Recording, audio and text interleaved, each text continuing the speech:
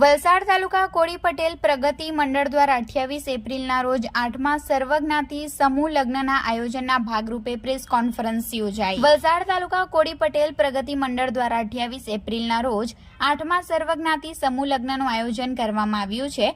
ત્યારે ભાગડાવાડા ખાતે વલસાડના ધારાસભ્ય ભરત પટેલના અધ્યક્ષસ્થાને કોળી પટેલ સમાજની વાડીમાં એક પત્રકાર પરિષદનું આયોજન કરવામાં આવ્યું હતું। 8મા સર્વજ્ઞાતિ સમૂહ લગ્નમાં મોટી સંખ્યામાં લોકો એકત્રિત થવાના હોવાથી પોસ્ટરના માધ્યમથી મતદારોને જાગૃત પણ કરાશે।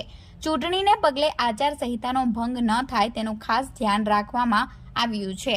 સમૂહ લગ્નમાં સર્વ ધર્મના સંતો મહંતો નવદંપતીને આશીર્વાદ આપવા ખાસ ઉપસ્થિત રહેશે। વલસાડ તાલુકા કોળી પટેલ પ્રગતિ મંડળ દ્વારા 8મા સર્વજ્ઞાતિ સમૂહ લગ્ન 28 એપ્રિલના રોજ યોજાનાર છે। સર્વજ્ઞાતિ સમૂહ લગ્નના સંચાલકોએ વલસાડના ધારાસભ્ય અને કોળી પટેલ પ્રગતિ મંડળના પ્રમુખ ભરતભાઈ પટેલના અધ્યક્ષસ્થાને એક પત્રકાર પરિષદનું આયોજન કરવામાં આવ્યું હતું, જેમાં મોટી સંખ્યામાં સમિતિના સભ્યો ઉપસ્થિત રહ્યા હતા।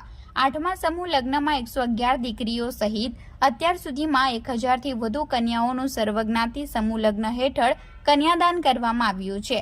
આ સર્વજ્ઞાતિ સમૂહ લગ્ન દીકરા દીકરીઓના માતા પિતા દેવાદાર થતા અટકાવવા સર્વજ્ઞાતિ સમૂહ લગ્ન આશીર્વાદરૂપ બની રહી છે।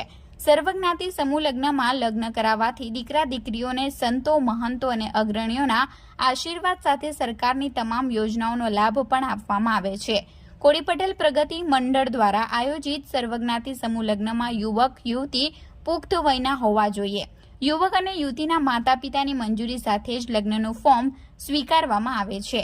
28 એપ્રિલના રોજ યોજાનાર સર્વજ્ઞાતિ સમૂહ લગ્નમાં અંદાજિત 35,000થી વધુ લોકો હાજરી આપશે।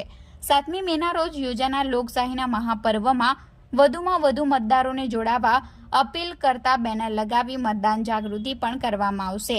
જે અંગે ધારાસભ્ય ભરતભાઈ પટેલે સર્વજ્ઞાતિ સમૂહ લગ્નની પત્રકાર પરિષદમાં વધુ માહિતી આપી હતી।